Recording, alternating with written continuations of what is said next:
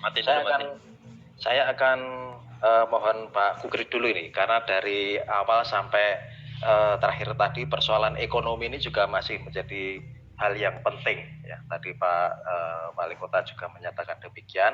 Mungkin Pak Kukrit bisa menyampaikan ini dari sektor industri dan juga Kadin menghadapi risiko yang nanti akan datang ketika kita menerapkan new normal parsial dan sebagainya. Dipersilakan Pak Kukrit. Terima kasih Pak Gunawan Permadi. Suara saya bisa didengar nggak Pak? Sip Bos. Jelas. Terima kasih Pak Wali, Pak Hendi. Terima kasih atas waktunya, kesempatan hadir di sini, dan juga Mas Jumadi yang juga hadir di sini. Terima kasih atas diskusinya. Para senior saya, Prof. Budi, Prof. Mudi, semua komplit ada di sini. Yai Daroji, guru saya, Bapak Ibu sekalian yang saya hormati, yang saya banggakan. Jadi sebenarnya bagi kami dunia usaha itu, kalau kita bicara new normal, apalagi ini saya bicara Kota Semarang ya, karena dalam 3 bulan ini saya nggak pernah keluar dari Kota Semarang. Saya melihat sebenarnya new normal ini dari kemarin-kemarin juga sudah jalan. Karena dari 2 bulan yang lalu saya lihat juga jalanan rame. Superindo, saya lihat di jalan Superindo itu juga rame. Bahkan 2 minggu sebelum Lebaran itu di Pasar Swalaya dan ada di atas itu ramenya nggak karuan di sana. Jadi sebenarnya kalau saya lihat dikatakan sekarang kita siap-siap masuk new normal di Kota Semarang, Semarang itu dari kemarin sudah normal. Bahkan kalau kita bicara terkait dengan dunia usaha, perkantoran sekarang itu kalau kita bicara work from home, sekarang sudah menjadi satu kebiasaan baru ya. Sekarang sudah menjadi kebiasaan baru, kemudian juga meeting melalui online seperti ini, webinar, itu sekarang sudah menjadi tren baru yang saya rasa mungkin akan terus kita jalankan sampai beberapa tahun ke depan. Jadi terkait juga dengan tempat ibadah Pak Wali, walaupun MUI mengeluarkan himbauan bahwa masjid-masjid harus tutup beberapa waktu lalu, tapi masjid-masjid di kampung-kampung di tengah Kota Semarang juga masih buka terus Pak Wali. Bahkan setiap hari terus melakukan rutinitas ya. Jadi saya rasa juga dengan protokol kesehatan ya, dengan protokol kesehatan. Jadi saya rasa sebenarnya juga kalau termasuk yang tarawih ya.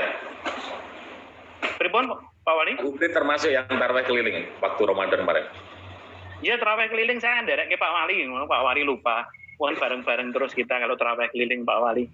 Jadi sebenarnya sekarang kalau akan diresmikan secara resmi kehidupan new normal, itu malah sekarang ini kesannya dalam tanda kutip malah jadi memberatkan dunia usaha. Kenapa seperti itu?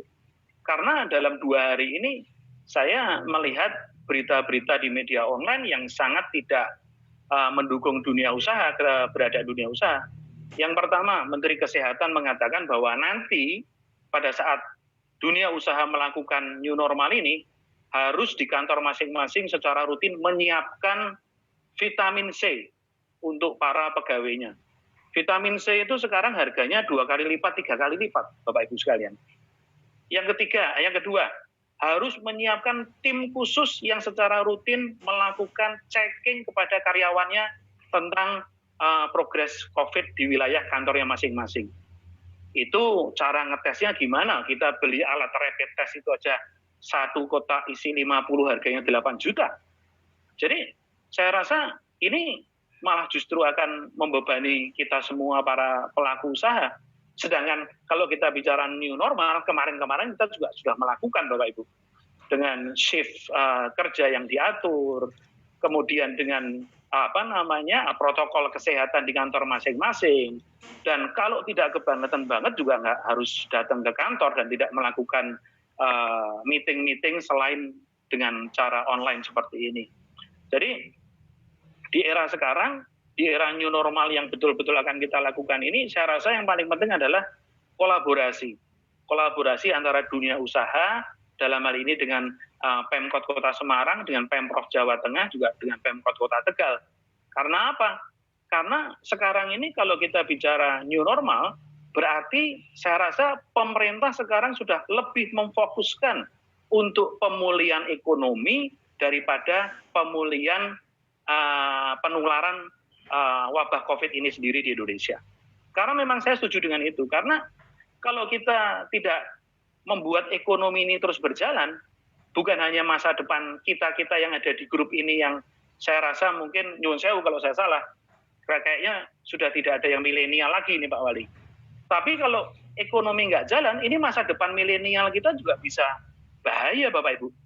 Karena sekarang dunia usaha, terutama kami Kadin Jawa Tengah, betul-betul pada saat yang sedang deg-degan. Karena apa? Efek ekonomi dari COVID ini akan betul-betul kita lihat, kita hitung, dan kita rasakan di kuartal ketiga 2020 ini. Kita akan betul-betul bisa lihat.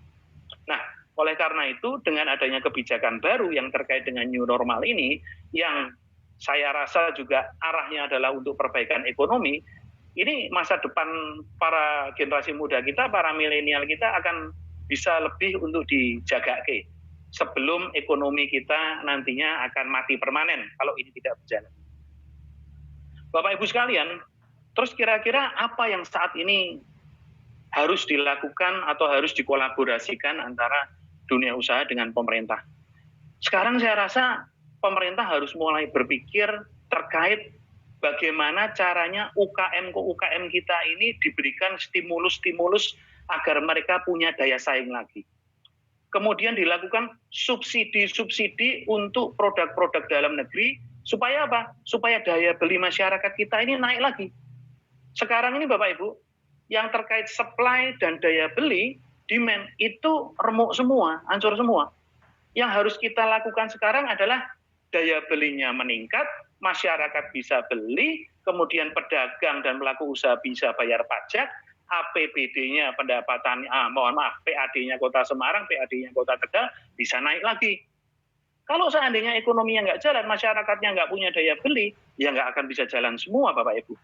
Sekarang monggo, saya tidak tahu apakah mungkin pemerintah Kota Semarang, pemerintah Kota Tegal bisa punya satu kebijakan khusus sendiri untuk wilayahnya masing-masing yang bisa memberikan stimulus-stimulus untuk dunia usaha ini. Dan juga saya boleh katakan Bapak Ibu, sekarang ini yang paling rekoso adalah dunia usaha. Karena apa? Beberapa waktu lalu, kalau kita nggak bayar THR, kita dikenai sanksi. Bahkan baru kemarin saya baca berita, Menteri Tenaga Kerja mengeluarkan aturan baru untuk perusahaan-perusahaan yang berjalan kembali dengan sistem new normal, diwajibkan untuk merekrut tenaga kerjanya yang kemarin di PHK. Wah, ini kan suatu beban yang sangat besar sekali Bapak Ibu. Lawang kita ini sekarang, ibarat kita kemarin tidur ini sekarang baru mau ngelilir gitu. Ngelilir kemudian berangkang. Belum berdiri, belum jalan, apalagi berlari. Nah, ini saya betul-betul mengajak teman-teman dari pemerintah kota untuk kita bisa bersinergi. Lawang sekarang ini tagihan PLN untuk kantor, untuk industri saja, jangankan didiskon, ini malah dinaikkan. Kemudian pertemuan yang rutin kita lakukan dengan OJK, dengan IJK Jawa Tengah, yang selalu kita diskusikan terkait dengan relaksasi dan stimulus yang diberikan oleh OJK terkait dengan perbankan. Kenyataannya di lapangan nggak ada Bapak Ibu. Ya perbankan ya tetap galak, apalagi perbankan swasta. Sudah banyak sekali teman-teman pelaku industri wisata yang asetnya disita. Gara-gara mereka tidak bisa bayar cicilan karena tamunya sepi.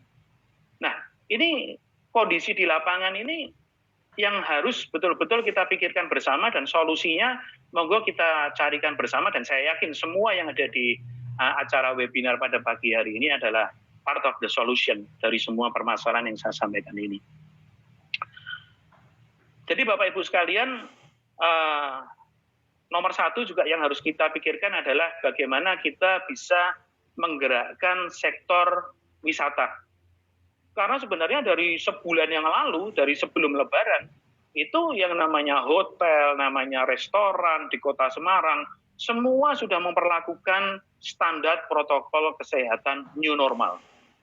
Tinggal sekarang seperti apa support dari pemerintah, agar paling tidak sedikit demi sedikit para wisatawan itu bisa datang ke sini dengan protokol kesehatan yang dijaga. Jangan sampai tadi seperti apa yang didiskusikan Mas Hendy dan Mas Jumadi, saling mengimpor, saling mengekspor COVID, tapi kita bisa bersama-sama menggerakkan ekonomi ini melalui sektor pariwisata juga.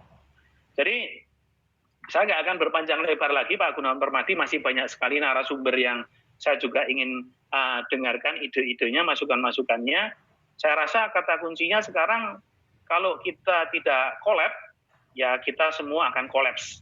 Jadi saya rasa sekarang waktunya kita semua bersama-sama berinovasi dan berkolaborasi. Saya rasa demikian. Matur nuwun, mohon maaf atas segala kekurangan. Terima kasih Pak Gugrit, menarik tadi soal stimulus, nanti bisa kita bahas bersama-sama. Nah,